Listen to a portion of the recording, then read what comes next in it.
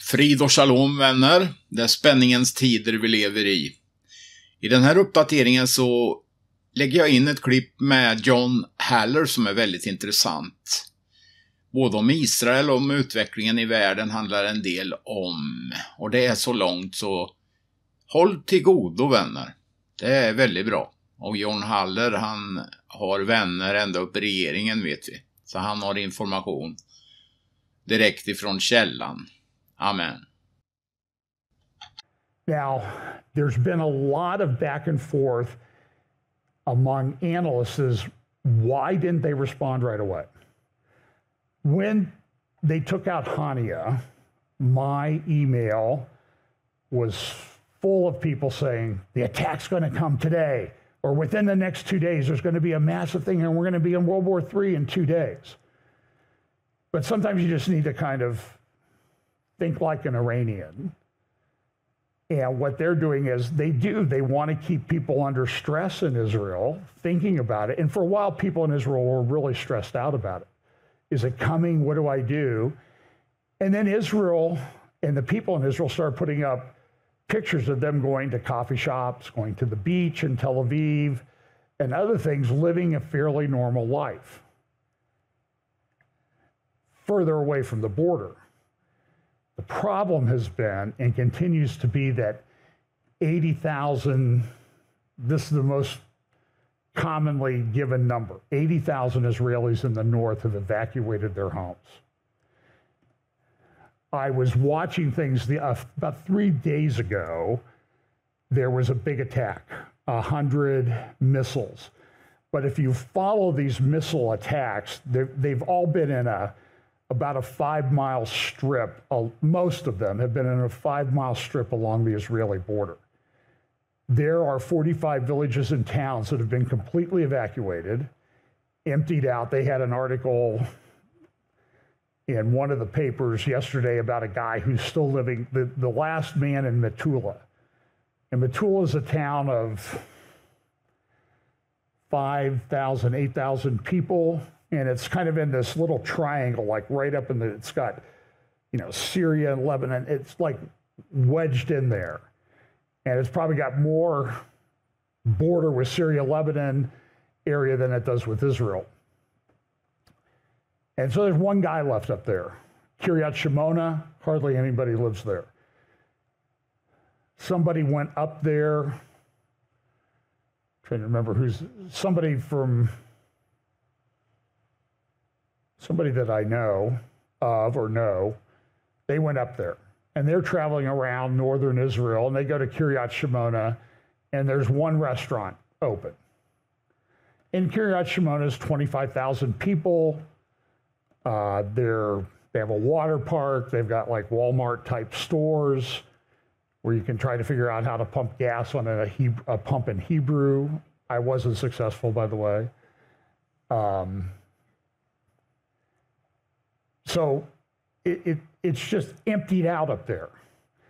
But a few days ago, the rockets went further into Israel than they had before. So I was messaging with Brian Schrager, and I go, it looks like they're trying to expand the area of evacuation. Now remember, a few months ago, I showed you a picture of a poster in Palestinian Square in Tehran that had writings on the rockets in the poster and said, are you ready for 2 million displaced people? So it was an indication back then that what Iran and Hezbollah, Iran wanted to do through its proxy, Hezbollah, was expand the area of evacuation. What are they doing when they do that? They're shrinking Israel. And Israel's a pretty small country. You can't take 80,000 people and just move them to the south. You got housing, you got all kinds of problems. I mean, so the people that are evacuated, they're trying to some of them were up in the Galilee region where they used to live, trying to set up schools for their children because school starts in a few weeks. Actually in about less than 2 weeks, a week now. And this will be the second year that their children will not be going to school. And the parents are very concerned about that because down south, they just haven't been able to accommodate them. So they're setting up schools. Now Hezbollah starts bombing missiles, rockets a little bit further south. They're shrinking Israel. That's led some commentators. One guy you should look up on YouTube is a guy named Gadi Taub, T-A-U-B, first name Gadi, G-A-D-I. He's a historian, used to be a leftist. And then he had that, what was the old saying? He got mugged, and he leftist is a former leftist who got mugged is now a conservative. And he's a very important voice in Israel. He's very articulate. He does a bi-weekly update with Michael Doran from the Hudson Institute called Israel Update. Pretty unique name, right? And so Gadi this week, he was on some other programs and he was talking about what Israel needs to do is start occupying their land. So he's advocating take over a third of the Gaza Strip for Israel. Now, the question is, do you put Israeli Jews in there to live like Israeli Jews used to live in Gaza? Not too many years ago, people remember, I used to go down to Gaza to go to the restaurant, to go to the beach. And now that's completely done. So Israel evacuated Gaza in 2005 under pressure from the Bush administration during the time when Ariel Sharon was prime minister. And those people there was about 10,000 people that had to evacuate, 10 or 12,000 had to evacuate, leave their homes, leave their farms, and move elsewhere in Israel. Well, now we have 80,000. They're shrinking Israel. And I would say, nobody would agree with me, but that's okay. What Israel should be doing is, for everybody that gets evacuated in the north, they ought to go into Judea, Samaria, called the West Bank, and take 10 times that amount of land and make settlements out of it. Because that's the only way I know how this ends, but in human terms, they have to win decisively and humiliate the people on the other side. That's the only way that this is ever going to end. And remember, if Israel looks strong, what do Islamists do when the enemy is strong? They make a peace treaty. And the peace treaty, though, is a ruse. It's a deception. It's called a hudna.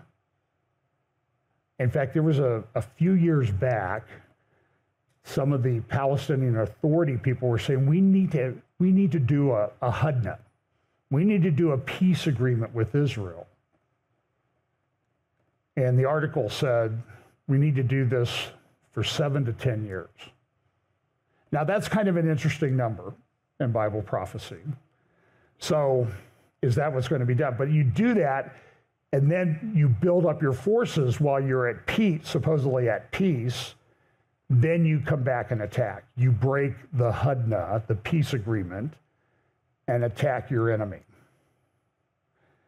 Now, you can make the case, and I think you can make a pretty strong case, that seems to sound like what's going on in Daniel and the covenant with many and that type of thing. Now, there's a lot, but believe me, you don't need to send me emails. I know you disagree with that.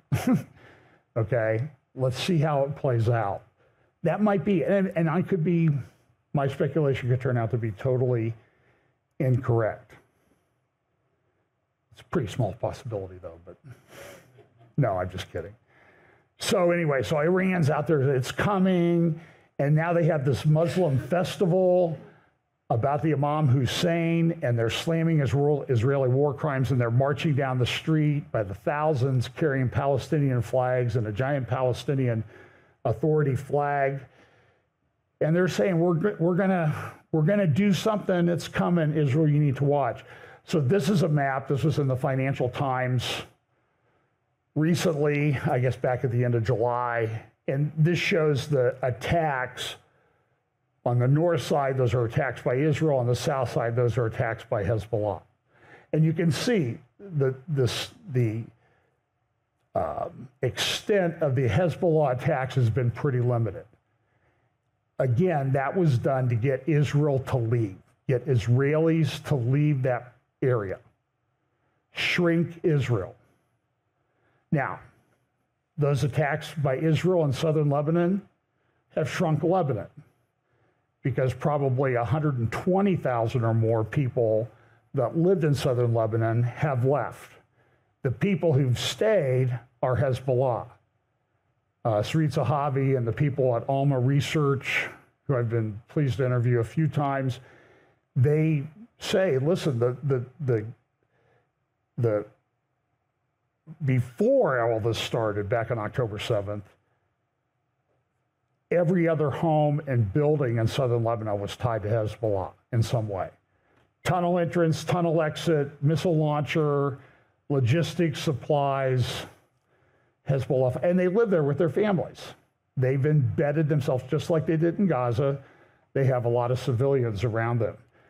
So this morning, this was also a tweet this morning to kind of explain what's been going on. A senior Hezbollah official told Reuters that their response to the assassination of Haoud Shakur had been delayed several times due to political reasons, mainly the ongoing ceasefire negotiations. I don't know why. This guy seems to capitalize a lot of letters that I don't think, words that don't need to be capitalized. With today's attack said to have been limited to avoid a full-scale war. And so today's attack was somewhat limited. Here's an article by Ron Ben Yashai, who's really one of the better journalists, military journalists, security analysts that writes for newspapers in Israel. I would put Seth Franzman and Jonathan Spire up there with him. And he says, Israeli alert, intelligence thwarted the Hezbollah plan and possibly prevented the regional war. So I'm going to talk a little bit about what happened, but here's a basic summary. Israel got word, some are saying it got word through his American intelligence, and we have a lot of assets in the region, that an attack from Hezbollah was coming, a massive attack. They were readying the attack. It was going to happen at 5 a.m. in the morning. So Israel had meetings, leadership went into bunkers, secure buildings, Israeli cabinet. They met and they said, okay, we will strike first. This is what happened back in the 67 war, if you remember. All the Arab armies were going to attack Israel, and Israel just said, we're tired of waiting. We're going to attack now. So they attacked 100 planes, missiles, that type of thing, shot into Lebanon. And so what happened was the attack was not as severe as it could have been. A lot of people think that Israel taking the initiative and doing that prevented the escalation into a major regional war. Now, you're going to hear some other analysts say, fine, the only way this is resolved is by a major regional war, which could lead into a world war. Well, let me put it this way. We are probably already in the early stages of a world war. It would be interesting to go back to 1938, 39, and even back into the time of the First World War, and like 1914, 1915, and see who was the first person to say this is the First World War, or in the 40s or 30s, this is the Second World War. It took a while for people to kind of really realize, hey, we're in a world war. I think we're at that stage right now with all the turmoil and everything that's going on so many levels. So these are some pictures from this morning. Here's a video from Ynet.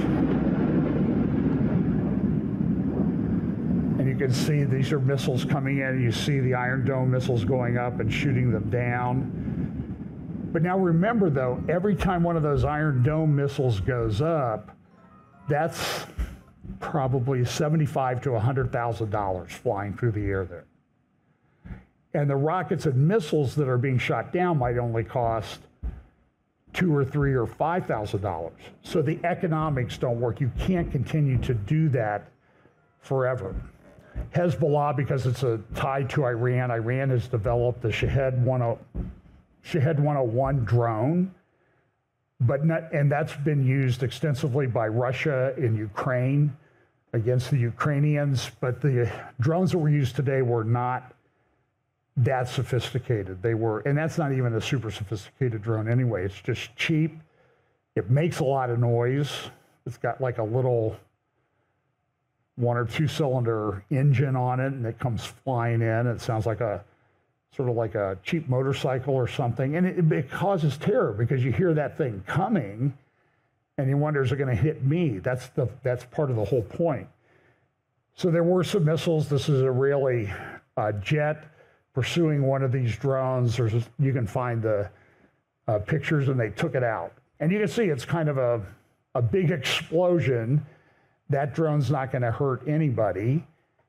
But all of that comes at a cost. So there are 100 Israeli jets up this morning, taking off in a very short period of time. And really, most of what Israel did, they did in just minutes.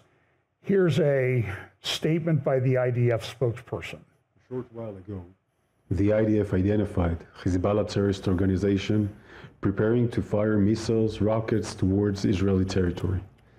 In a self-defense act to remove these threats, the IDF is striking terror targets in Lebanon from which Hezbollah was planning to launch their attacks on Israeli civilians. This follows more than 6,700 rockets, missiles, and explosive UAVs fired by Hezbollah at Israeli families, homes, and communities since October 8th. Hezbollah will soon fire rockets and possibly missiles and UAVs towards Israeli territory. We will shortly update the Home Front Command defensive guidelines for those in Israel. From right next to the homes of Lebanese civilians in the south of Lebanon, we can see that Hezbollah is preparing to launch an extensive attack on Israel, while endangering the Lebanese civilians. We warn the civilians located in the areas where Hezbollah is operating to move out of harm's way immediately for their own safety. Hezbollah's ongoing aggression risks dragging the people of Lebanon, the people of Israel, and the whole region into a wider escalation. Israel will not tolerate Hezbollah's attacks on our civilians. We are operating in self-defense from Hezbollah and any other enemy that joins in their attacks against us. And we are ready to do everything we need to defend the people of Israel. So here's, this is a video of one of the Israeli attacks today. And you can see they're very precise in the way they do this. They took out a lot of enemies. In the Hezbollah and Israel have really been in a low-level war since October 7th. Hezbollah's fired thousands of missiles, approaching 10,000 missiles, rockets, and drones into Israel since that time. Out of their arsenal before the war of about 150,000, now that missile, by the way, I don't think it's a zero-sum game. It's not like they fire a missile and then they have one less. They're getting constantly resupplied by Israel. They're making some on their own.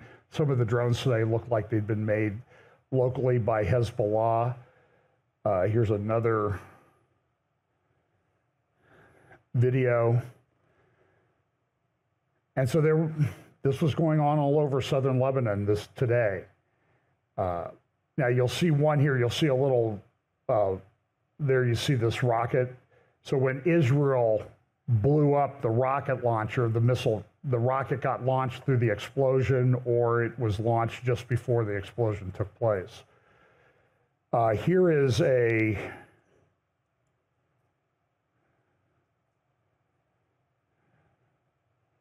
that's from Nasrallah's account. Oh, here it is. I have the video. So this is a drone coming into northern Israel. This is taken by somebody associated with Hezbollah, or a video that Hezbollah got a hold of.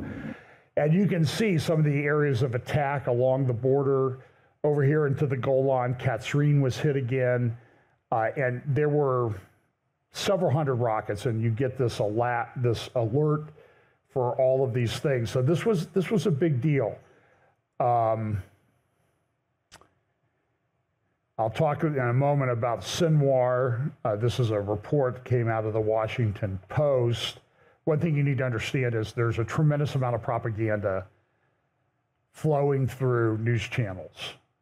So there's a guy that he's got the name, the White House stenographer. His name is Barak Ravid, and he writes for one of the newspapers in Israel.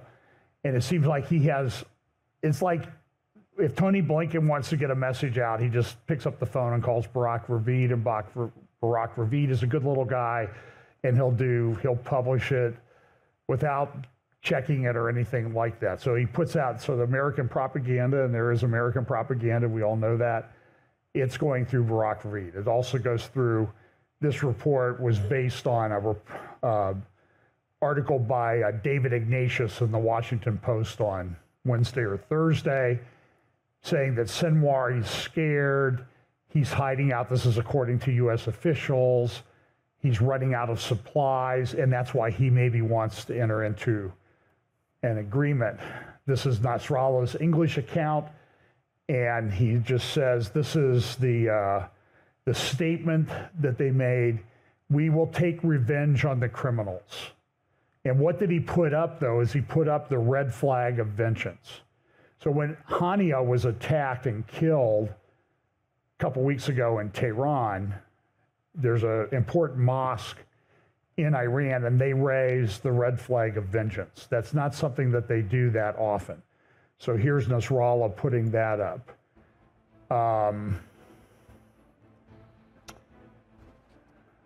Here's a video that they put up. So Hezbollah is getting, by the way, I've been following Hezbollah and their propaganda and their videos and the things that they put up, and they've really upped their game a little bit. They're actually putting things up in high definition now that has the 16:9 aspect ratio for videos that everybody uses. Nasrallah is supposed to give a big speech today. Probably will start, may have already started. So you can go to Al-Manar today or tomorrow, and you can find out what he had to say. I'm sure he'll be talking about how bold Hezbollah is going to be from his underground bunker that he never emerges from. So you can see what they did was they took pictures of a Israeli barracks and bases, and they put them up and said, we're going to attack them. And they did try to send missiles and drones into there. And so if you looked at just Al-Manar or Al-Akbar newspaper in Lebanon, you would think that Hezbollah just had this massively successful operation this morning. And they really accomplished nothing. I think there was one soldier in Israel killed by flying shrapnel.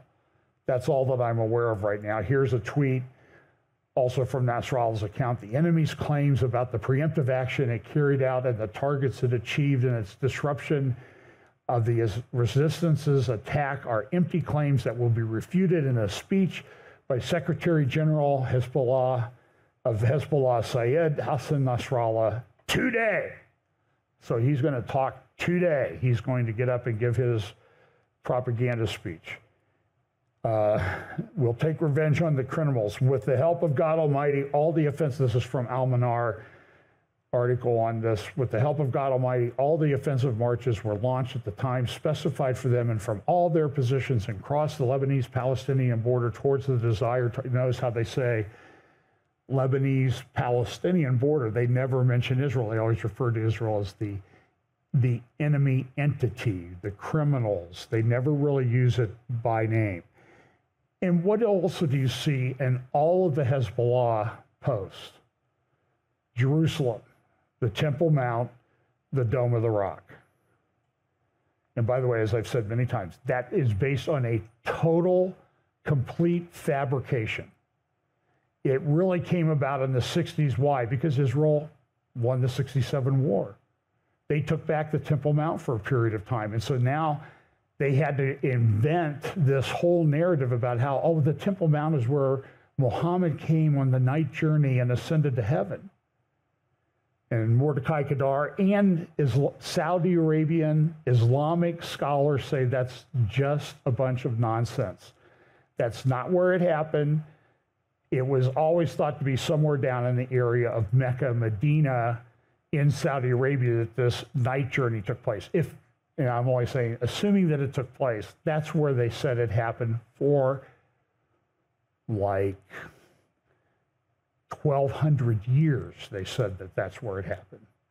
Then Israel came back, became a nation. Now they have a problem. So that it's all a lie. So they say, with the help of God Almighty, all the offensive things are doing, the enemy's claims about the preemptive action and the targets achieved and its disruption of the resistance's attack are empty claims that contradict the facts on the ground. And they'll be refuted today by this guy. Sharit Zahavi put up a pretty good article. She talked about some of the places where Hezbollah is being neutralized. Israel has taken out between 400 and 500 Hezbollah operatives, commanders, very important people in the Hezbollah structure across Lebanon, trying to disrupt their plans. But they've probably given people below them a lot of authority and training and that type of thing. So there is no way that this gets resolved without an Israeli ground invasion. But as of now, there was an Israeli ground invasion in the Second Lebanon War in 2006, and Israel, I don't know how many thousand people in Lebanon were killed. Hezbollah lost 300 or so fighters. They've already killed more than that without the ground invasion. So warfare's changed. You know, they can do these exact missile strikes. They can, oh, the missile appeared to come from there, boom, then they'll shoot a missile right down the launch tube. So how does this go? So Zarit Zahavi, oh, she was the one who was up there. Listen to what she says. She lives in the north. She says, this visit in the north was unlike any other I've had in this region before. She's lived there all of her life.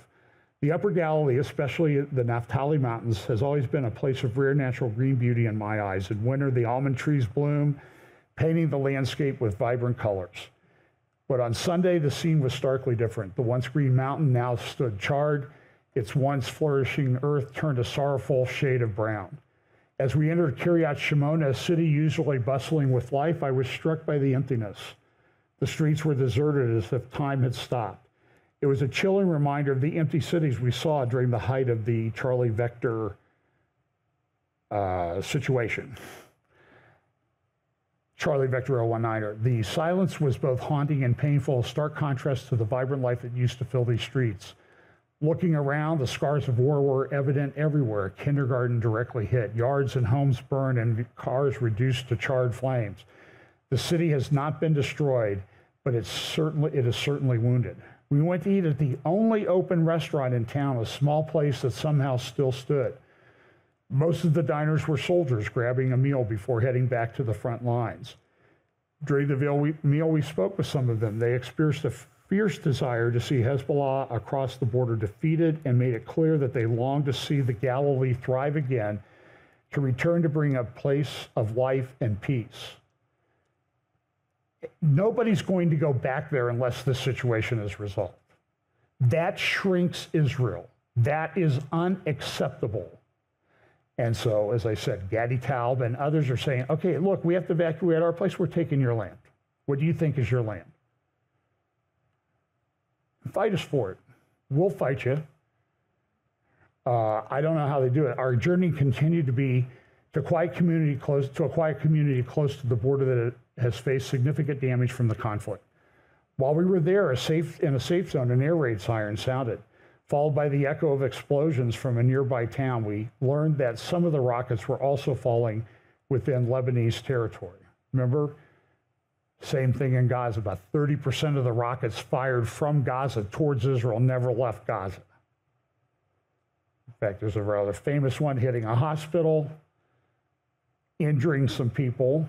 And then, of course, what happened? New York Times, Wall Street Journal, 100 people were, it's always 100 people. It's always 90 or 100. It's sort of like Macy's pricing. You know, Macy's never says it's $10, it's always $9.95. Or I think that's Macy's pricing. And that's the way it works with the propaganda coming out of Gaza. So go to Alma Research, Israel-alma.org, and you can read Saritha Havi's great article about how this has been a big problem. Now, this morning on the BBC, this is about a 5-minute clip. I'm going to play a clip of Amir Avivi from the Israeli Defense and Security Forum, and they ask him, what happened and what do we do? And here's that interview. I'll speak to Amir Avivi, former Israel Brigadier General at the Israeli Defense Forces. Thank you for your time. Could you put into context for us, from what you understand, the information that Israel has responded to and the ongoing situation at the border here? Since the targeting of Shuker, which was the chief of staff of Hezbollah said all along it's going to retaliate.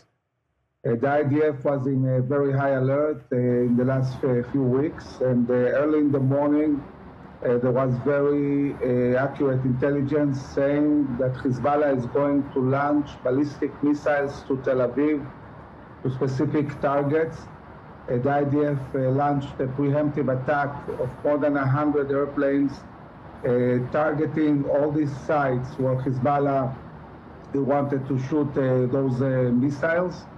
And the shooting we are seeing now from Hezbollah, it's not what they planned to do.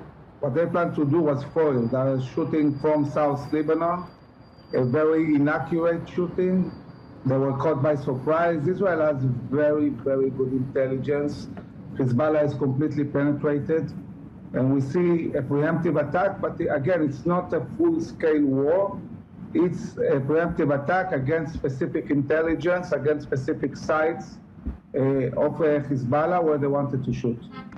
And in terms of the airport, we've now learned that the Ben Gurion airport is resuming operations. From what you would surmise from this, is it that that immediate threat that Israel was concerned about, in their view, is now over? Yes, there was an immediate threat to shoot the center of Israel. This is why they closed the airport. Now it has reopened, and as long as there is no new intelligence, I guess it will stay opened. At the moment in Israel, from Tel Aviv to the north, life is continuing as usual, but the people, what the army said to the people is keep alert, make sure that you know where to go to if there is a siren. But overall, life at the moment is as usual. Now, the New York Times is reporting that those preparations for an attack on Israel included a possible attack on Tel Aviv. We know that a state of emergency has been declared in Israel. How would you characterize the level of safety, of security inside Israel in cities as prominent as Tel Aviv? Well, we have a very, very strong air defense that is capable of defending. Also, we can see that the IDF is acting proactively and making sure that they foil this kind of attacks before Hezbollah manages to shoot. And I think that we're getting closer to the point where Israel will have to go to a full-scale war and deal with Hezbollah. We have to understand the reality on the ground. For 10 months, 80,000 Israelis have left home. They are in hotels. They cannot go back home. It's similar to what Britain experienced in World War II, when many people were evacuated from London to other areas because of the war. This is what Israel is experiencing now. And it's very hard to see a diplomatic solution that will make Hezbollah withdraw from South Lebanon according to Resolution 1701. And without international pressure, eventually Israel will have to deal with Hezbollah on a full-scale war. and push Hezbollah out of South Lebanon in order to create the terms that will enable to bring back our citizens safely to their home in the north. Amir Avivi, what you're talking about is a very serious escalation if you're talking about a full-scale war between Hezbollah and Israel. Could you lay out what that would mean for the region, but also how this would pull out so many people around the world? I mean, surely this is something that Israel would want to avoid as much as other countries would. Well, I mean, the problem is we have 80,000 citizens evacuated for 10 months. We need to bring them back home. Now, I don't see, unfortunately, any international pressure to prevent this war, in the sense that there is no international pressure on Hezbollah to withdraw from South Lebanon, according to a UN resolution, Resolution 1701, that says that Hezbollah cannot be in South Lebanon on the Israeli borders. Israeli citizens will not go back home if they have a threat similar to what the citizens in the south experience from Hamas, meaning a terror organization on our border. So without international pressure, we'll probably find ourselves at a certain moment in a war, which can be prevented if the international community will pressure Iran and Hezbollah. And if this doesn't happen, this might escalate to a full-scale regional war, including Iran. This is why the U.S. has brought many forces. There is a big coalition at the moment in the Middle East to try to avoid a war and also to defend Israel if Iran will shoot as well. So yes, these are very defining moments, and this might impact the whole globe, talking about oil prices, talking about riots in different places of radical Muslims across Europe. So it's definitely a very sensitive time. All right, Amir Avivi, former Israel Brigadier General, thank you so much. Listen, I've been blessed to spend a lot of time with General Avivi over the last couple of years talking to them. He really has a very realistic, solid analysis of what needs to happen. And I was talking to some people from IDSF this week on the phone. It's a very serious situation that Israel faces. And I agree with General Avivi. There's no way that people are going to come home unless Hezbollah is eradicated. So this was on the IDSF daily briefing on Thursday. You can go to the IDSF YouTube channel and follow these daily briefings or sign up for the Zoom notice. They're at 10 a.m. Eastern. And they're unlike certain people who do prophecy updates that might extend beyond the 30-minute time limit. They are very good at keeping to the 20. They actually even finish early some days. It's a miracle. I don't know how they do it, but they're very. Moshe Davis is. They're very disciplined. Who runs that is. They're very disciplined about that. But you'll get a lot of information. So this is. I think his name is Issachar. Dr. Issachar, who talks about can Iran, he talked about Thursday, can Iran sustain a war with Israel?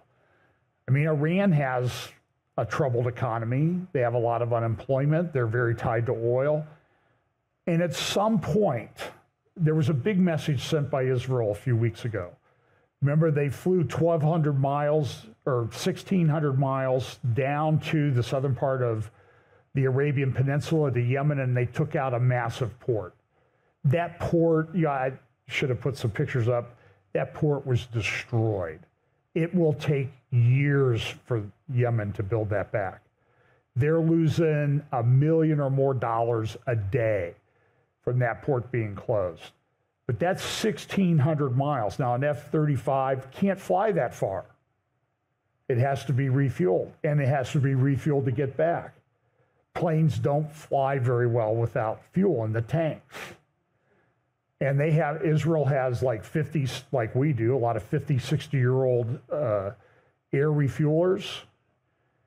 I would say that were built by Boeing back when Boeing built planes that didn't have doors falling off of them in the middle of the flight, but that would be kind of churlish on my part to do that, I guess. But facts are facts. By the way, those astronauts aren't coming home for a while now because there's a Boeing capsule up there, and NASA said not safe for them to come back on that. They have to wait till February. So that's 6 months. they're going to spend extra time they're going to spend up there, 2 of them at the space, I don't know, whatever it is, at their space station or whatever they have up there now. So, but the attack on the Yemen port was a message. You have to see when the action is just not attacking a port. Attacking the port is sending a message to the Ayatollah regime in Iran that, listen, that's 1,600 miles away. You're less than 1,200 miles away. If we did that to them, we can do that to you. And we don't care what air defenses you have or anything like that, because we can scramble them and make them blind, and we're coming. And one of the places they may go, there's nuclear facilities in Bashir. Bill Salas has written a lot about that, about the prophecy of Elam and Isaiah 49. Some people think that's been fulfilled. I happen to disagree with that. Again, double fulfillment idea in Jewish prophecy. And then there's the Karg Island oil terminal. That's how Iran gets its oil out to the world. They have very long, very big contracts with China. They were doing 300,000 barrels a day. Now they're doing over 2 million. That's a lot of revenue to the Iranian regime. And I think at some point you will see Israel will take that facility out, unless Iran agrees to back down. But this is a theological thing with them. This is they believe, the Ayatollah regime and the people in the IRGC, they believe that if they cause Armageddon, the Mahdi will return. And that's what they think. We can bring about the end times. And that's what they'll do. So this is a lady who spent some time undercover, I guess, in Iran. And this is a big article in the Telegraph last Sunday. The West is failing to take Iran seriously out of sheer ignorance, and it's true. Here's just some articles. This is from The Spectator in the UK. Israel strikes on Lebanon bring Jerusalem one step closer to regional dominance.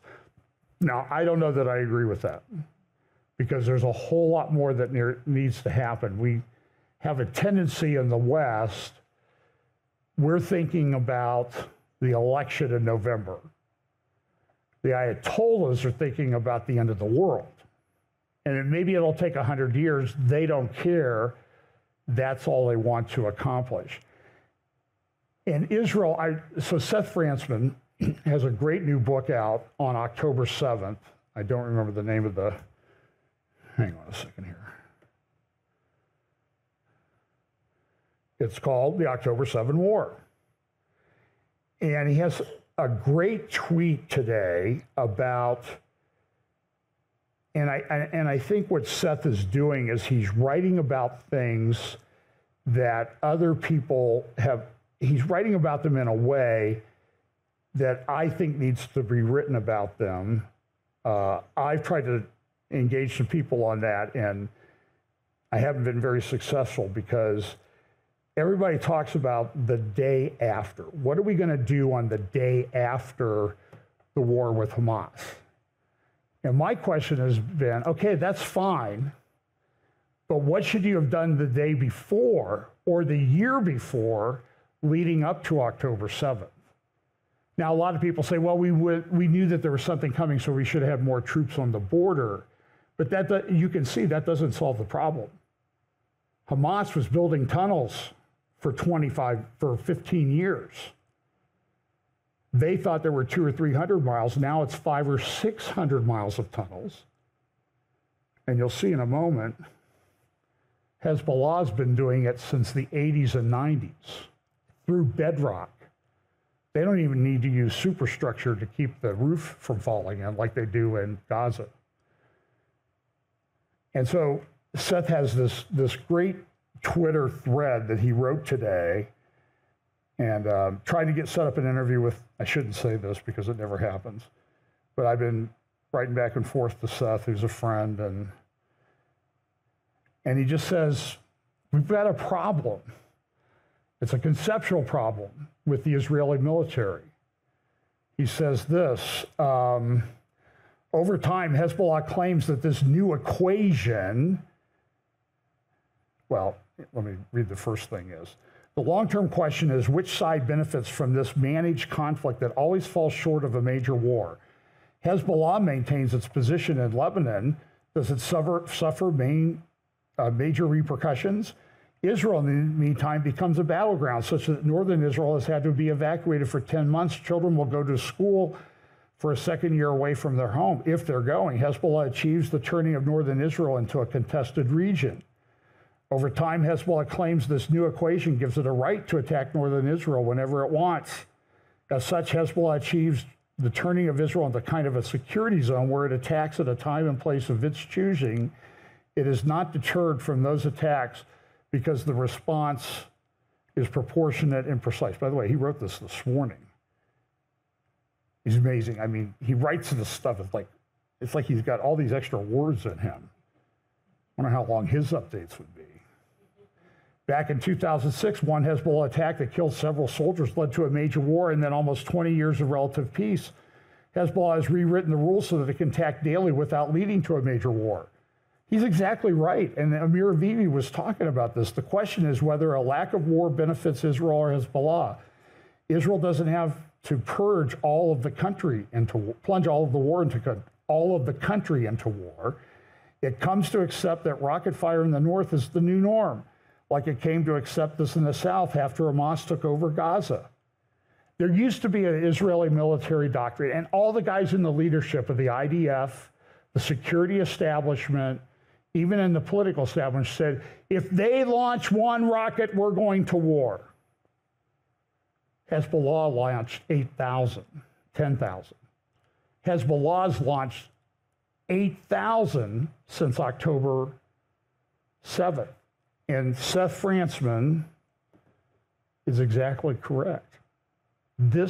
Why is this being allowed to happen?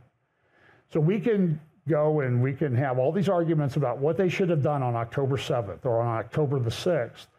But the problem was years and decades in the making. And in Hezbollah in Lebanon, they've had 40 years to get ready.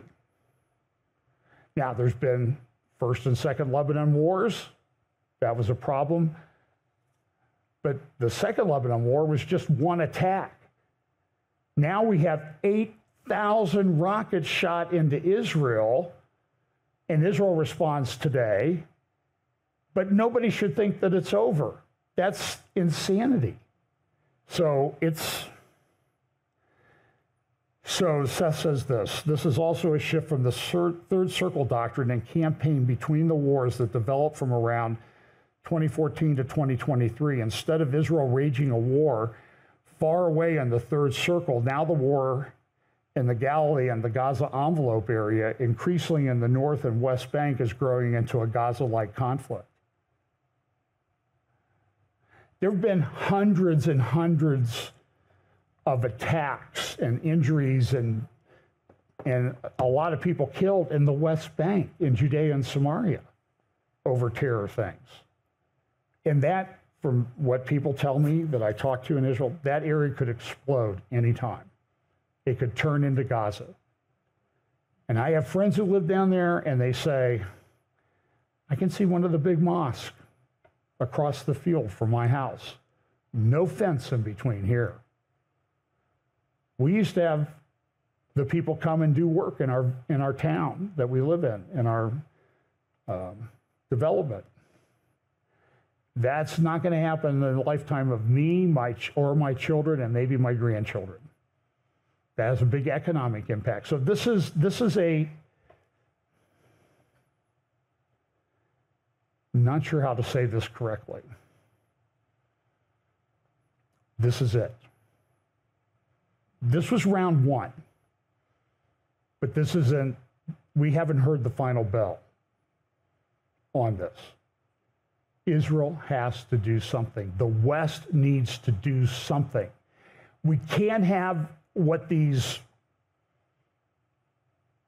morons are doing in the UK, saying that if you tweet against these people that do this, you're going to prison for years.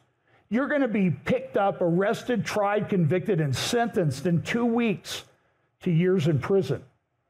Show me where else in the world that happens.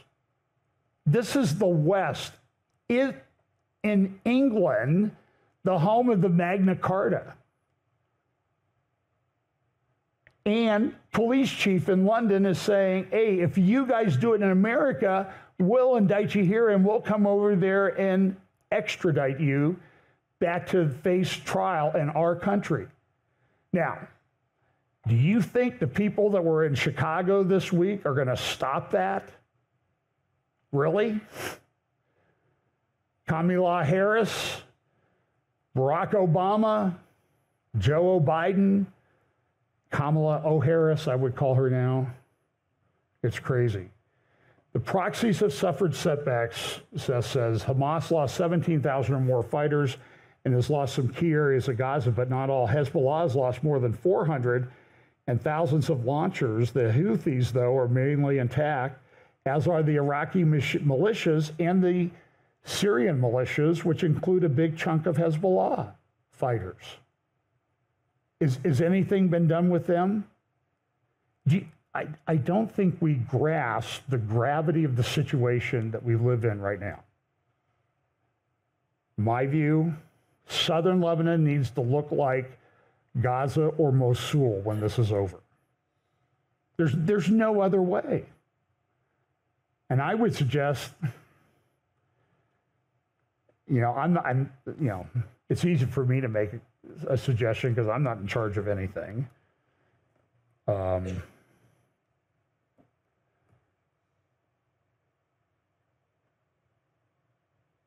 What are they going to do? I'd suggest they have to go all the way to Beirut.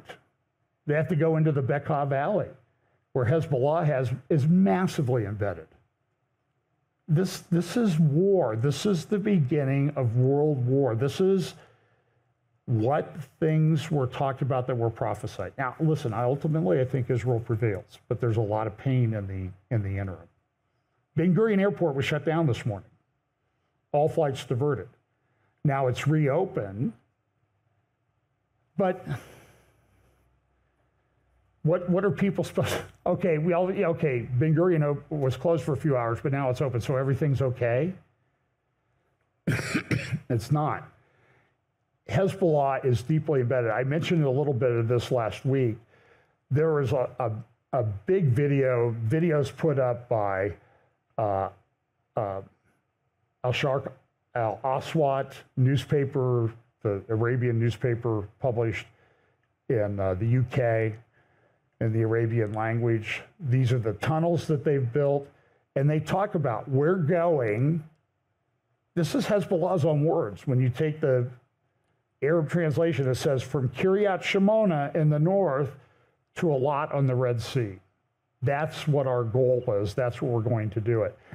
It's a facility the size of a city, and this has been known for a long time. This is a French article back in 2016 or 2017 in Liberation newspaper in France, talking about Hezbollah's tunnels. So we're now, 7-8 years beyond that?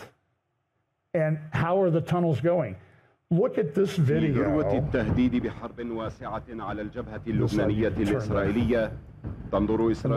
if you're an Arabic speaker, I apologize. But this is from the Al-Sharq Al-Aswat website.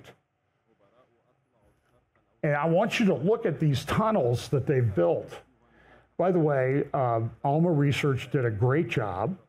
Years ago, they looked at these tunnels and they said, wait a minute, these are just like North Korean tunnels. It's the same technology and construction methods. You see, what do you see there in that picture? Where you see a guy walking? No, you see railroad tracks, right? And the video, there's a place where it says, I'll move it forward to the place because this is about 8 or 10 minutes long. And you see how they have these entrances And so what they're doing is they're bringing the rockets there, they're putting them at this hole in the ground and shooting rockets. Then Israel's got to find that. So it's a very, very difficult task. But there's one spot in here, and so this is the Liberation paper from back in 2016, 2017, 2018, talking about this. And so here you're going to see, in this video, this Hezbollah video, right? Do you see all those lines? So what Hezbollah says, hey, listen, you heard about the Hamas metro? We're many times that size. We've got subways, tunnels, and everything, all the way across Lebanon. Some believe that those, and some go in, some of them have been, broken up over time because they go into Israel. But at some point, Israel has to make the political military decision that we can't live like this. How do we resolve this situation? And let me ask you this question. Does this situation sound like a situation where somebody could come on the scene and say, I've got the answer to this? Is that more or less probable than it was on October 7th? I think if you don't say that it's much more probable, you're not paying attention to what's going on. Look at this. This is their video. Look at the layers of this. And they even go ahead and here where they have, in the Arabic translation there is bigger than the Hamas metro. But the levels, and they're way deep, as I told you weeks ago, the tunnels in Hamas are too deep for bunker busters to get to them. How do you get to them? How do you destroy them? How do you take out the people that are running this? Big problem. I'm going to refer you again. I'm going to play a couple minutes of this. I've been trying to do this for 3 weeks now. Caroline Glick had a conversation with Tony Badrin. He wrote a great article talking about, he's from Lebanon, by the way. He's now a U.S. citizen, great security guy, but he wrote an article, The Ottoman American Empire. And what was the Ottoman Empire known for? It was known for being sort of tolerant of the people who had different views throughout the Ottoman Empire. By the way, that empire's never coming back, but the Americans, we think we can do that. So for years, everybody, you need to go to Tablet Magazine and get this article by Tony Badrin. It's free, Ottoman American Empire. And he said, and so you've got this map up here. To understand the dynamics of the American-Iranian blueprint for Israel, Palestine, Lebanon, we need to look at the late Ottoman Empire and its relationships with the great powers of Europe. This guy is brilliant. Here's just a couple minutes of him talking with Caroline Glick. I'm going to play this, and then I'm going to start another, well, never mind. Whatever, but that's what that faction, this ruling faction in Washington, this ruling faction in the Democratic Party, that's what it tied itself to. It tied itself to those guys. So, okay. So, all right. So you, I went like this because my brain, I have to like keep it inside my skull because it's about to explode. So I should be wearing a helmet right now just to protect. But anyway, so to prevent my brain from exploding by what you said, and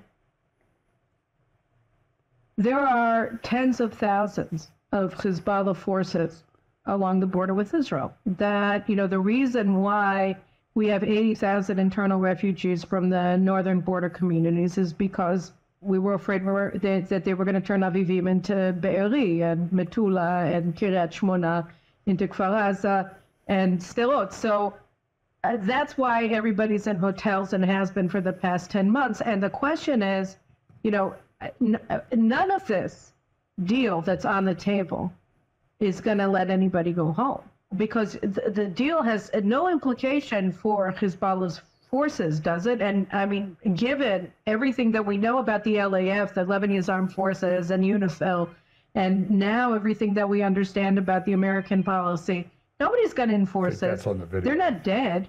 They're, the ones that haven't been killed are alive, and they're winning.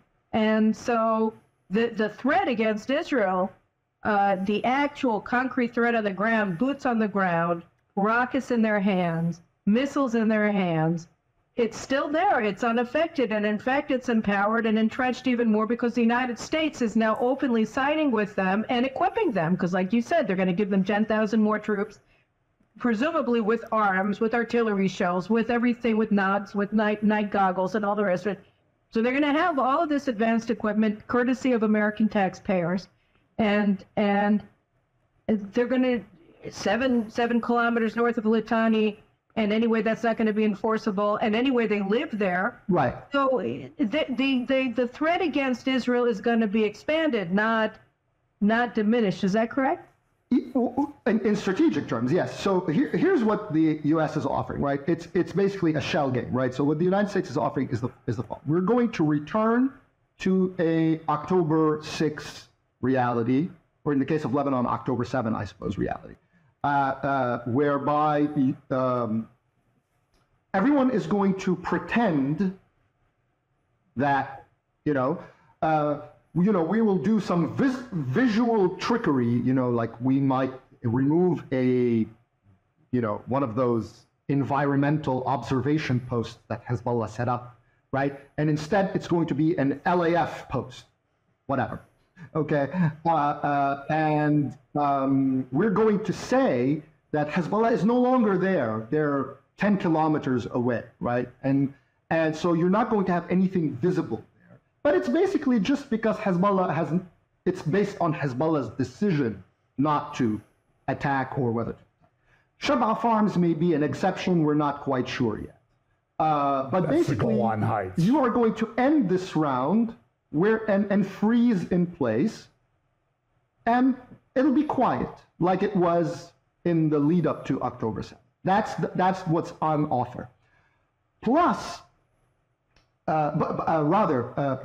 except for what the strategic reality that has taken shape over the last 9 months, which is that Hezbollah has shown that it can empty northern Israel of its inhabitants, right?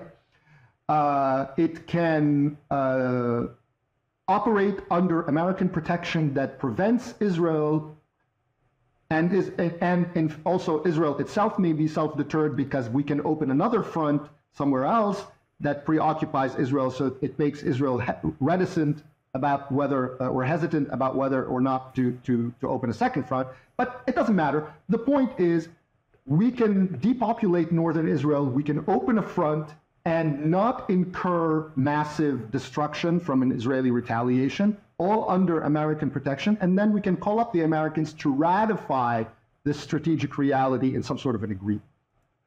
So, by the way, I'm looking at the keyboard in the background. I expect Tony Badrin to sort of turn around and go, dun, dun, dun, with a sort of drama. But he's right. I mean, you need to read that article because that will tell you that this is a long-standing problem. Francisco Gil White, who I interviewed a few months ago, now I guess he's written about this as well, that Iran has worked its way into the U.S. government. And by the way, who is Kamala Harris saying is going to be her Middle East advisor or liaison to the Jews? A radical, Hamas-supporting, Palestinian-supporting guy. It's insanity. By the way, she's scrubbing her biography. Do you know this? She grew up in Berkeley. Now, what do you think of when you think of Berkeley? Bunch of commie leftists, right? So now she's from Oakland. Like, that makes me feel a lot better, given what's gone on in Oakland over the past few years. So Caroline Glick on JNS TV, get it. It's a few weeks old now, but it's still as relevant now as it was then. And this is what they need to do. This is what they did to the port in Yemen. They need to do this all the way to Beirut. They may need to do this to Karg Island. But they do this to Karg Island. Who's going to be ticked off? China. China's getting their oil. They don't have oil of their own. They're getting their oil from Iran at a reduced price, by the way. So if that oil leaves the market, now China's got even more economic problems than they had before. I'm just telling you, as this thing spirals into a very serious world war very quickly. Remember the game 6 Degrees of Kevin Bacon? You know, like everybody in Hollywood within 6 moves, he knows somebody who knew somebody who is within 6 moves of Kevin Bacon. It's a famous internet game because he was in a lot of movies. He knew a lot of people. His wife worked, you know, she was an actress as well. She is an actress. And I'm just telling you, I would say 2 degrees of world war is where we're at. But this is what I think the Bible said would happen in the end times. Jonathan Spire has a great article. Netanyahu won't hand Hamas an easy victory. By the way, Netanyahu's popularity is going up, but a lot of people still think he should leave. The issues thwarting agreement, according to the latest reports, are Israel's insistence on maintaining control of the Philadelphia corridor. That's the border along Egypt. By the way, Hamas and Gaza have a border with Egypt. They found 200 tunnels. Some of them like this, you can drive trucks and jeeps and tanks through. How do you think that Egypt didn't know that all this stuff was going into Gaza? That they were turning it into this base?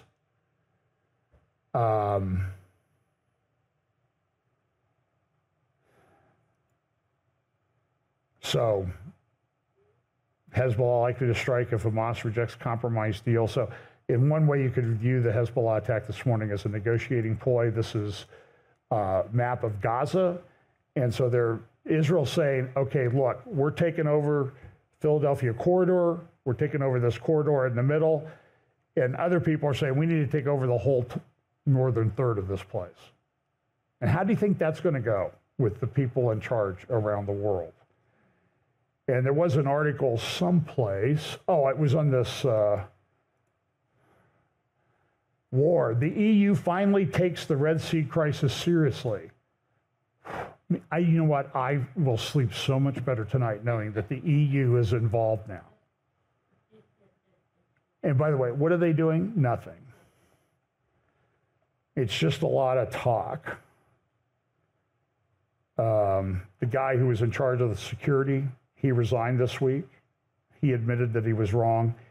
And I don't have time to play the great Natasha Hausdorff. I will do that later. I want to finish up with one story which I think is significant. This guy is the founder of Telegram. Telegram is probably the last pure free speech platform on planet Earth. He's a multi-billionaire, Russian, French origin, left Russia because Putin was mad at him.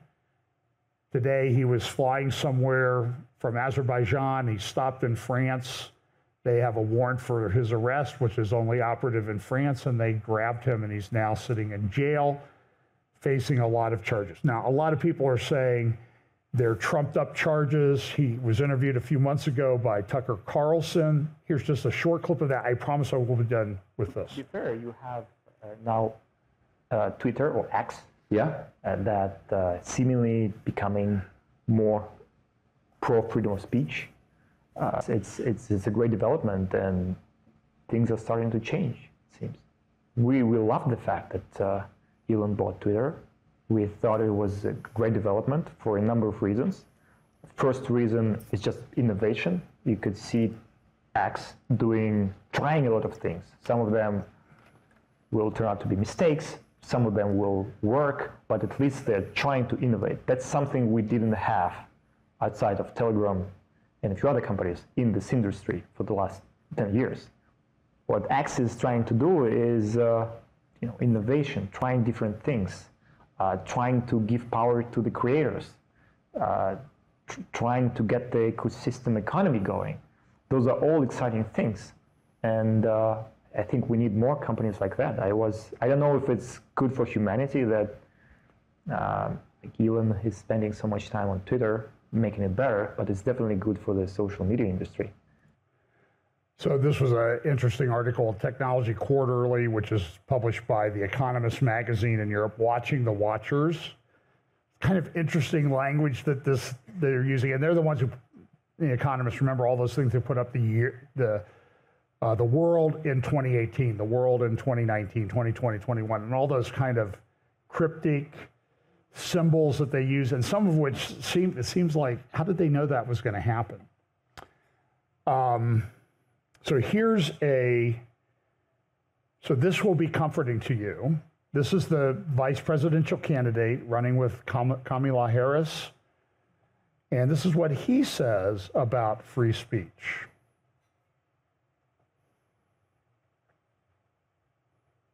I think we need to push back on this. There's no guarantee to free speech on misinformation or hate speech, and especially around our democracy.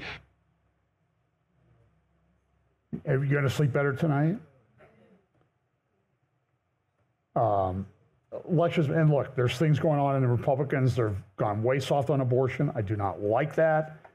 You need to do, what your conscience tells you on that particular subject. Now, talk more about this. Energy, the terrifying scale of the Green Revolution, an article at the UK Spectator. Great magazine, by the way. Lot going on, folks. Psalm 83, Ezekiel 38, 39, forming, wars, rumors of wars. So anybody wish they could go back to the good old days of mid-July this year, where it was calmer? Anyway, look, you don't need to be scared. You need to be right in your relationship with the Lord. That's the only hope for this world, for this planet, for everybody, every living person here.